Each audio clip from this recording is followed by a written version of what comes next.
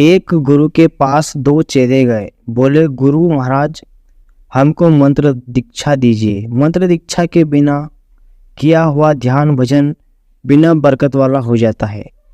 निगोरे का नहीं कोई ठिकाना। व्यक्ति जब मंत्र दीक्षा लेता है तो आधी साधना तो उसकी वही हो जाती है।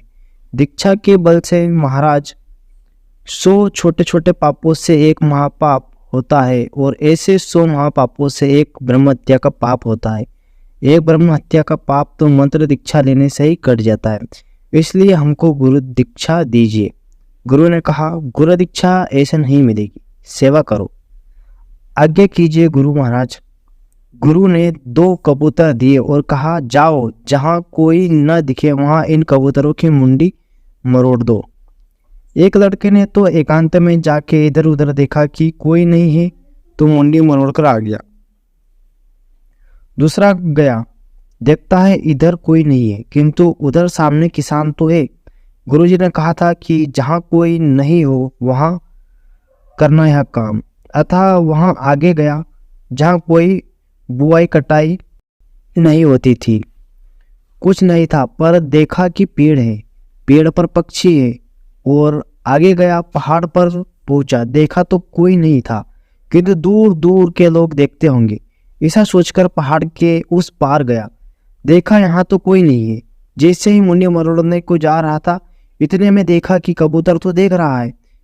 गुरुदेव ने कहा है कि कोई न देखे, अब क्या करूं। कबूतर के मुंह पर कपड़ा ढक दिया और बोला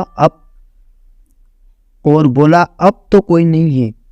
तभी भीतर से आवाज आई, फिर भी कोई देख रहा है। उसे हुआ कि अब तो ऐसी जगह ही नहीं मिलेगी जहां कोई नहीं है। जहां कोई नहीं है वहां भी कोई देखने वाला बैठा है।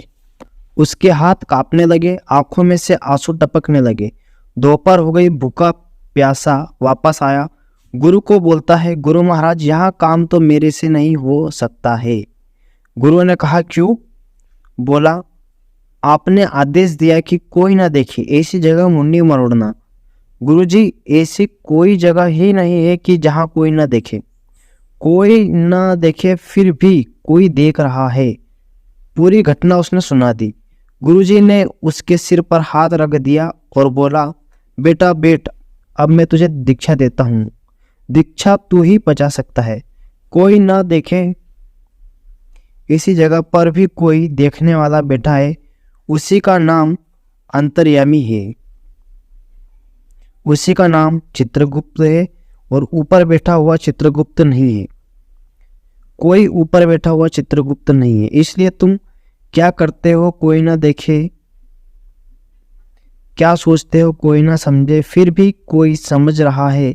इसलिए अपने आप पर कृपा करके किसी का अवगुण मत देखना, किसी का बुरा मत सोचना और किसी से ईर्ष्या मत करना। ईर्ष्या और बुरा सोचने से उसका तो कुछ जब होगा तब होगा, लेकिन तुम्हारा अंतःकरण तो तुरंत बोझिला हो जाता है।